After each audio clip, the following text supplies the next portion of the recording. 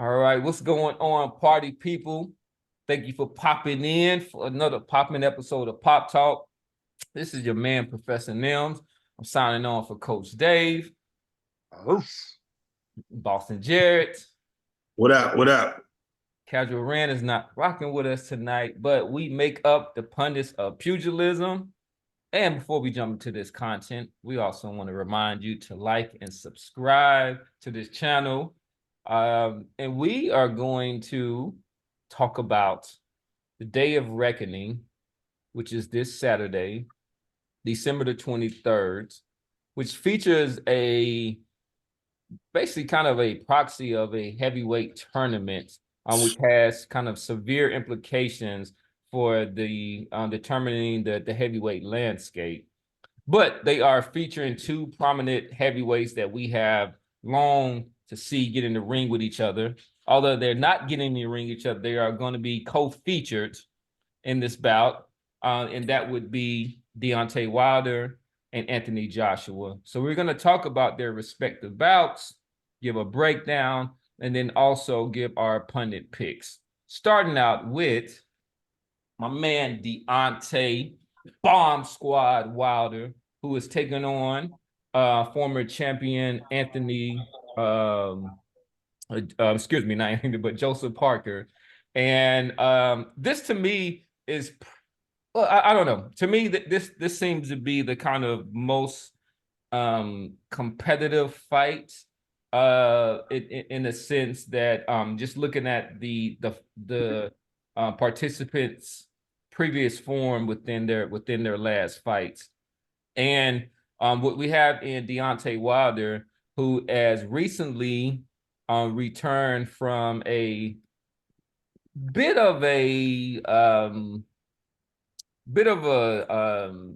Absence or lull, this guy's. Well, no, I think he officially retired, right?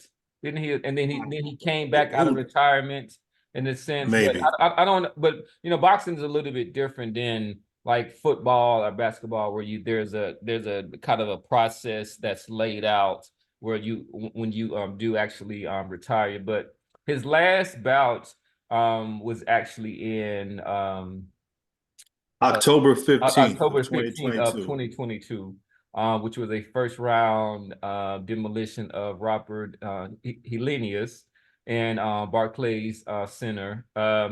We didn't really get to see a lot from Wilder, but this was the kind of the unveiling of a kind of a newer, like a Wilder 2.0, like a newer, more technical Deontay Wilder, based on his work with his new trainer.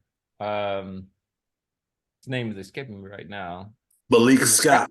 Malik Scott. Yeah, former heavyweight, who I think he was one of those people when he fought Deontay Wilder. Like, that was one of the closest things that I saw that I thought somebody threw a fight or took a dive. I was just gonna. Oh, it was a dive. I saw that. I was just like, okay, what's going on with as far as me watching? Like, I know within the history there has been some, but that was me watching the fight, and I was like, this guy actually took a dive on the fight. But Malik Scott has been his trainer, and then so he's taken on Joseph Parker, who was the WBO champion. Yeah, I believe lost that belt to Joshua, didn't he? He lost that belt to Joshua. So that was one where, where at the time where Joshua had the kind of best running resume at the time. And, he became at that time a unified champion. And then his last, he's kind of rebounded against some kind of nondescript opponents. But his last name opponent that he was in a ring with was a KO, not a TKO, but actually a KO against Joe Joyce in the 11th round, and this was in September 24th of 2022. He does have some decent wins on his ledger. But he also has some notable losses to Dillian White and, of course, Anthony Joshua. So with that said, we're going to kind of go around with the pundits and give a little bit of breakdown of how you see this fight kind of playing out, and then we'll end with our pundit picks. So let's start with Coach Dave. Give us your thoughts on this Wilder Parker fight. And then just give us a little bit of a breakdown of how you see this fight kind of playing out inside the ring. Well, listen. I don't want anybody to get fooled by, I personally think how good Deontay Wilder is going to look in this fight, man. I'll be straight with you. And what I say by that is, to me, and again, this is just me. I've seen Parker numerous of times. You know what I'm saying? Numerous of times I've seen this guy. I just don't think he got out of the way of that right hand like anyone does it. But I do kind of like the footwork, the quickness with that jab that Malik Scott has been. If you watch any of the training that he's been doing with Wilder, man. So I don't think this guy's going to be able to escape it. But when reason why I say don't get fooled is because a boxer like Fury, somebody that when he is on his bicycle and running, somebody like Anthony Joshua, I think still can be a problem for a fighter like Deontay Wilder. I think Deontay Wilder is going. I think he's going to look good. I think people are going to say, has he straightened up his punches? Has he got more of an arsenal beyond that right hand? But I think it's evident to show against a guy like Parker that's I ain't really got a whole lot to say about it, man. And I give you my prediction when it comes back. But I'm saying don't be fooled by the quote develop boxing ability and establishment of something beyond the right hand in Wilder. I hope I'm making sense. But I'm telling you, I think he's going to look good in this fight. I think Wilder's going to look good fight, but because of the caliber of opponent. There's a couple of things I want to interject with that I think might have some implications, but it might not, right? So he has the ultimate kind of deciding factor, which is that right hand. But for one, is that you had talked about somebody with the footwork and being able to kind of dance around the ring like Tyson Fury, which was true, but if you remember, there was two versions of Tyson Fury that Deontay Wilder fought, right? So the first version was the dancing version that danced around the ring and got the draw, where a lot of people actually thought he won that fight, right?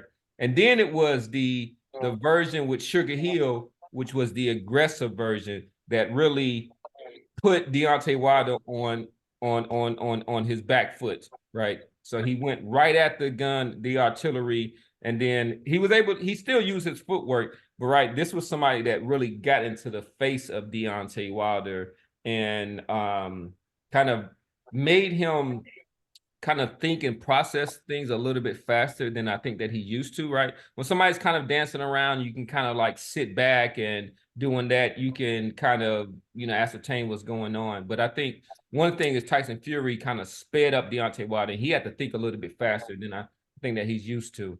And the other thing, Coach, I would like you to respond to is that, that Joseph Parker has been training with Tyson Fury, right? So I think they've been in the same camps and doing things for a while. So there was a little bit of a joke in that, they asked Joseph Parker if Tyson Fury had gave him any advice. And he was like, yeah, he gave me some good advice. He said, avoid the right hand and don't get knocked out. That's great. That's great advice. But I mean, do you think that any of those factors will leave any kind of imprint on the fight? Sorry, that was for Dave.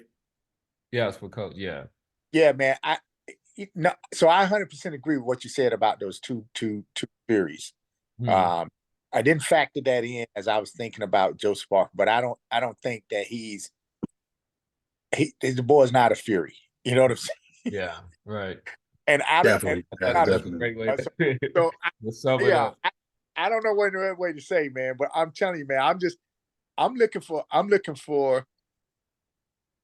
I'm, I, yeah, bro. I don't know if it's gonna be a factor, man. I just Yeah. I think Dante's gonna look good, and it might be some legitimate skills, but I don't know how much. I don't know how much Parker got out of that camp with Tyson. I don't know. All right. Go ahead. I think you actually wanted to come in, Boston. Yeah, I mean, look, Dave already commented on the stuff you brought up. I don't have a whole lot to add to what Coach Dave said. I agree with a lot of what he said. I think this is, despite the caliber of the opponent, I do believe that Joseph Parker is still a top 5 guy in the division. Maybe just on the outside, maybe just on the outside of the top 5 looking in. Despite that, I do think this is a showcase fight for Deontay Wilder. I mean, stylistically, this Yep. guy, Joseph Parker, is very much cut from the same cloth. He's out of that mold of the UK, the European fighter. Very, very, very vanilla, no toppings, no special effects. And a guy like that is going to be tailor made for Deontay Wilder. He's not a guy that's going to get in Deontay Wilder's chest and force him to fight on the inside. He has to operate at a range that he's most effective at, which is at medium to long range. And when you're at long range, you're right on the end of that right hand. You're right at the end of that right hand of his. And it's only going to be a matter of time on Saturday before Deontay Wilder drops that big right hand. I would love to see Deontay Wilder be able to get this knockout with a different punch. I think that would speak volumes towards his development as a fighter. If he's able to get this guy out of there with an uppercut or a hook or a body shot, I think that's going to raise a lot of eyebrows and say, hey man, maybe this guy has been developing over the last 18 months. Remember, he's been out of the ring for a long time. Unfortunately, that the right hand is just too potent of a punch for him for me to believe it's not going to play a factor. I mean, Joseph Parker is going to be circling away from that right hand all night, right? And as a coach, right, Dave, you know this guy's going to be circling away from that right hand. That's going to set you up for a myriad of other shots. So maybe Parker has a moment or two. Maybe this fight goes into the second half. It's tough for me to believe. It's tough for me to see this fight going into the last quarter. But yeah, I think I know we're gonna get ready to give predictions here in a second, but yeah, I think that this will be a nothing. This is going to be bad for Joseph Parker. This fight's going to end badly for him. We've seen him stop before, right? He was stopped by Joe Joyce. Yeah, I mean, but He's been before that, down times, hasn't he? I'll look, but before that, he had never been stopped, and it was kind of it was a bit of a surprise when he was stopped by Joe Joyce, but he's been down against Derek Chisora. This was Dillian White put him down twice. in there. Dillian White put him down Look, in the second it's round the of the heavyweight ninth. division. It's the Yeah. heavyweight division. So I don't know. Look, everyone goes down. You fight enough good opponents, and you're going to get knocked down. But I guess the point I'm trying to make is that this is the If those wrong guys are guy to putting be you going. down. Yeah. This is the wrong guy to be going in there against if you've got any kind of a suspect. If there's any question at all about your durability as a heavyweight, Deontay Wilder is the last guy you want to be in there with, even off of an 18-month or 17-month layoff, whatever it is. This guy has demonstrated uncanny power with that right hand. I mean, punching guys off platform.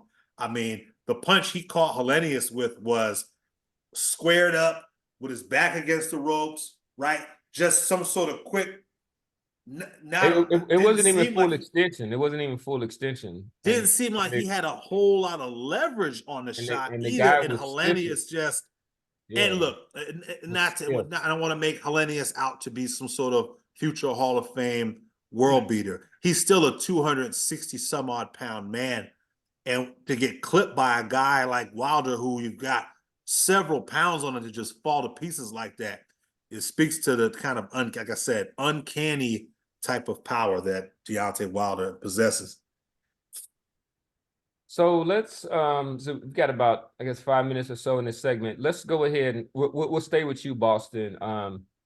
Give us your pundit pick. I think everybody's kind of a little bit unanimous on how the fight is going to play out, but just for the bet, I mean, just for the purposes of betting and things of that nature, kind of give us your pundit pick and what round you think that this fight will end in. I got Wilder in 7. I think we see him get hurt. He hurts Parker.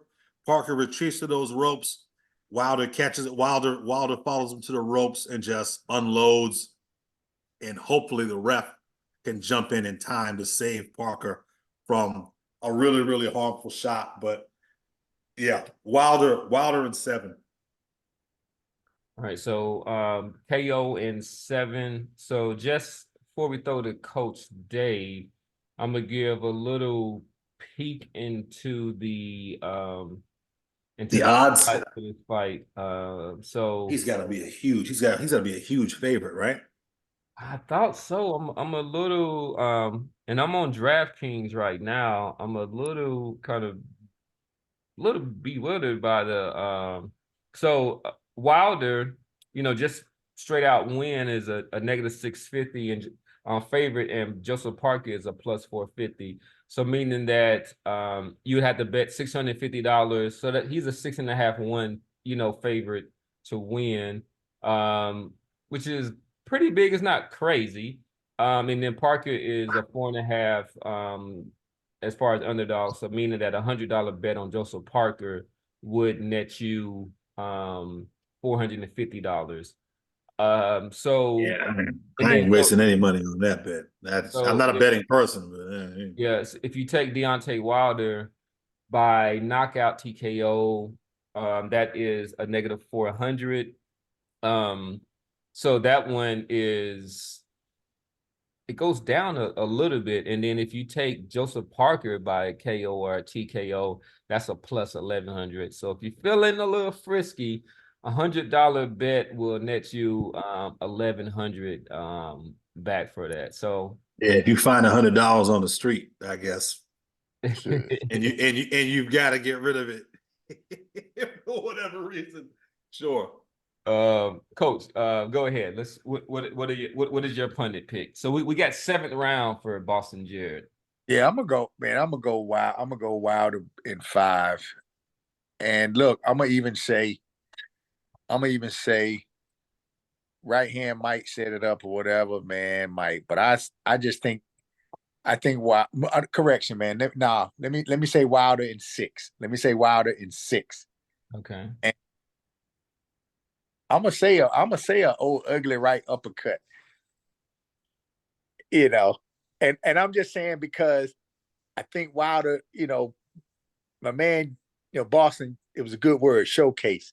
So I think he might be clowning and foolish and just throwing some crazy punches, but I think he's gonna be trying some stuff, man, trying to show us, I'm back, I'm more versatile.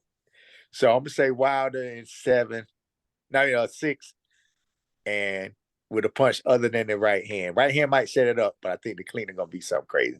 I like to see old ugly uppercut come though.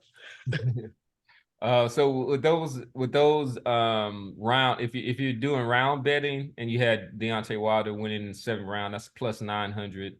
And then Deontay Wilder to win in round 6 is plus 800. So I mean those are still fairly good bets to make.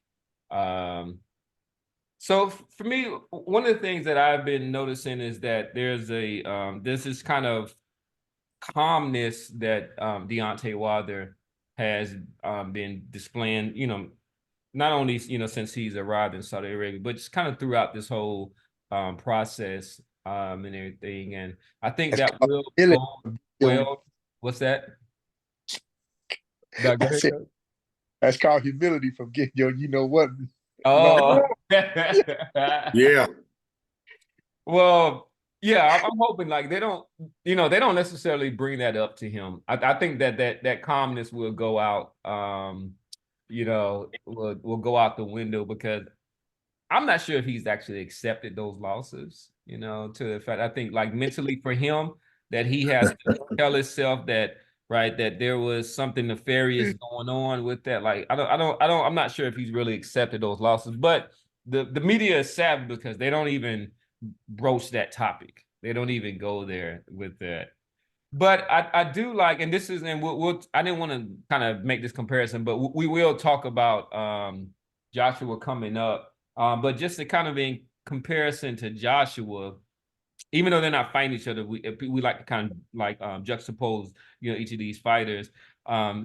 Joshua seems like anxious, seems to leave and like uptight a little bit, bothered, in that, and I don't think that's gonna bode well for him.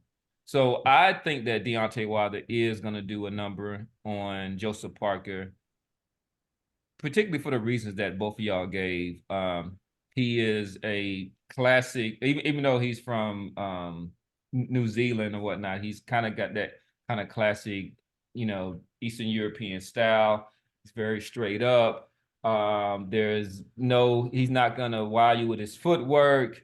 And then even if you kind of come up, one of you said that he's not Tyson Fury, and that's the thing. Like if you put out in this kind of dynamic like fight plan to be able to combat what Deontay Wilder is doing, I just don't think he has the kind of physical skills, ability, and like muscle memory to be able to do those things. So I'm gonna go a little bit earlier. I'm gonna go with a third round KO, which is a good money bet. That's a plus 1,000 for that to happen. But I see this being a very short night for Joseph Parker, and I see a very decisive win. And I see that I can see Deontay Wilder, you know, making his mark in this fight. Just for the edification of our audience, Deontay Wilder weighed in at 214 and a half pounds for the Robert Helenius fight. Helenius weighed in at 253 and a quarter pound. Joseph Parker just under that in his last fight, weighed in at 240 pounds. So expect Deontay Wilder to be giving up in excess of 30 pounds on fight night, which is nothing really new for him, but just for the edification. All right, that's the end of this one, right? Moving on to Joshua and Joshua Wallin. Like and subscribe to the video. Share that shit too. Yes, sir.